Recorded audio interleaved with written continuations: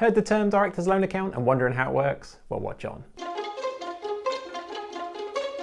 As a business accountant, my team and I spend all day long helping business owners on their journey, and of course a key topic for discussion is directors' loan accounts. Now the reason they're so important is because you like getting paid, right? Now they're quite a key piece when it comes to small business owners getting paid, and again everything we do on this channel is talking about small business owners in the small business world, and this video particularly is applicable to limited company owners in that environment. So if you're a sole trader, partnership, this isn't for you. We're talking about limited company owners, and in this I'm going to presume that you're generally the owner and sort of shareholder director of the company. It's a very sort of standard thing. So before we get into it, if you like these type of videos, make sure to click the subscribe button below so you get notified whenever we release more videos just like this one. So what is a director's loan account? Well, think of it a little bit like a bank statement. It's a kind of a register of what money you owe to the company or what money is owed back to you by the company. And again, as a reminder, remember, because limited companies are separate legal things, there's kind of you over here as a legal thing and it over here, and you need a kind of a list of who owes what, so it's very clear,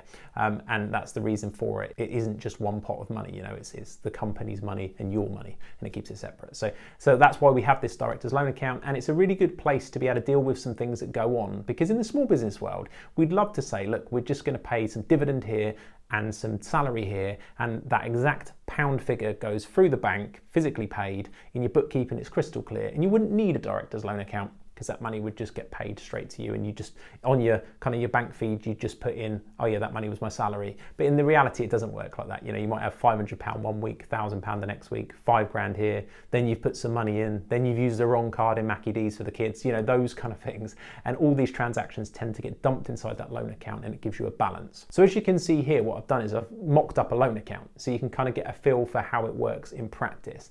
Now that loan account there, we put some money in. So in a small business world, that generally is the kind of thing that happens to start with. And when you start a business, you're going to put some money in. At this point, we had some good amount of money, so we put £8,000 in theory, and then later on down the line, we've taken some money back out. And you can see what happened here is we had £8,000.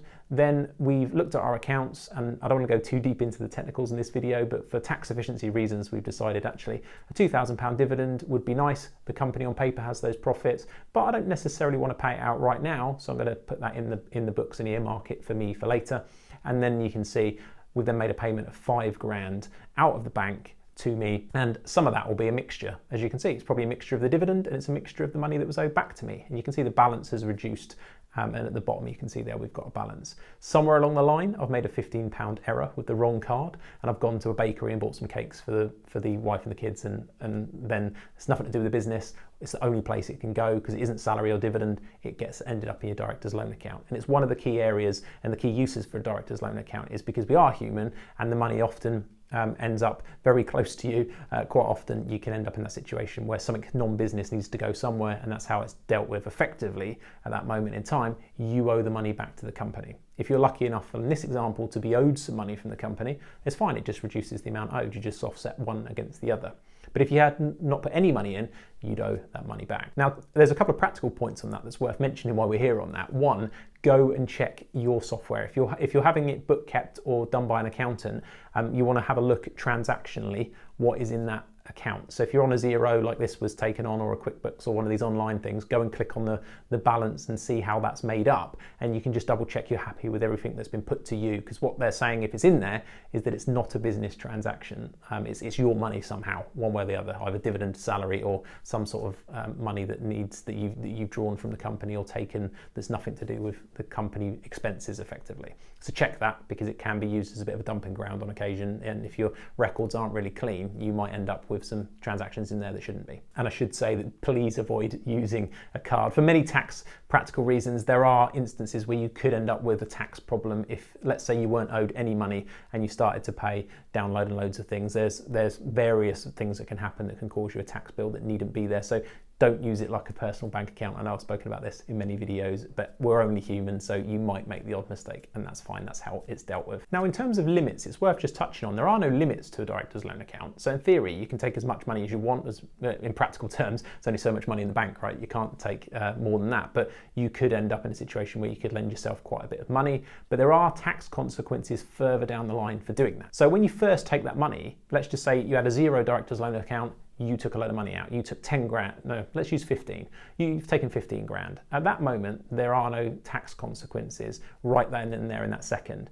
But further down the line, what is going to happen is you might end up with a taxable benefit. Don't want to get too deep into that, but if you've taken an interest-free loan from your company, there can be a tax bill on that. And if it's overdrawn at the year end, so you haven't dealt with it, and you get to your company year end, you've got 9 months before it becomes a tax problem. And again, I won't get too deep into that in this video, but let's just say you can't indefinitely just leave it overdrawn and in a situation where you owe the company money back and not have any tax consequences, because otherwise everybody would be paying themselves that way. And in fact, it's been a big focus of the revenue over the last few years is to stop people kind of abusing that. And there's a lot of rules that go on that I'm not going to touch on in this video around overdrawn situations. In this video, just want to touch on the basics. So, but it is possible to borrow lots of money. So you could borrow 150 grand if you had it there and use it, but you will have to deal with some tax consequences further down the line. Quite often, people will earn enough money to pay it back in dividend. So they'll make an entry when there's enough profits on paper to say, okay, well, I'm not going to physically repay the loan account, but I am going to mark a dividend in here.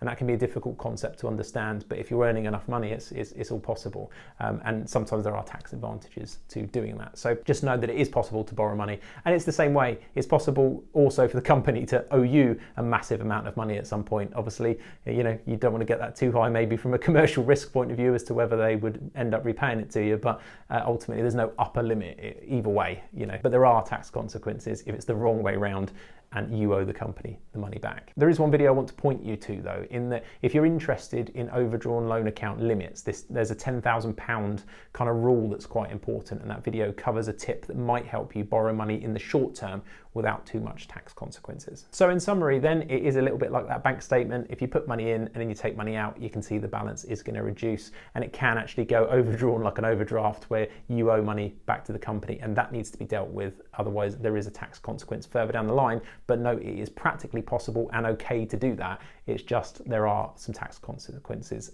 further down the line. And that's it, the basics. Check out the other videos. We've done 2 on entering the actual entries you need to kind of deal with putting that money in, and another video on entries to do with taking it out, so you can practically get involved with that. So do check those out. And please do share this video with anybody you think would find it useful. We'll see you on the next one.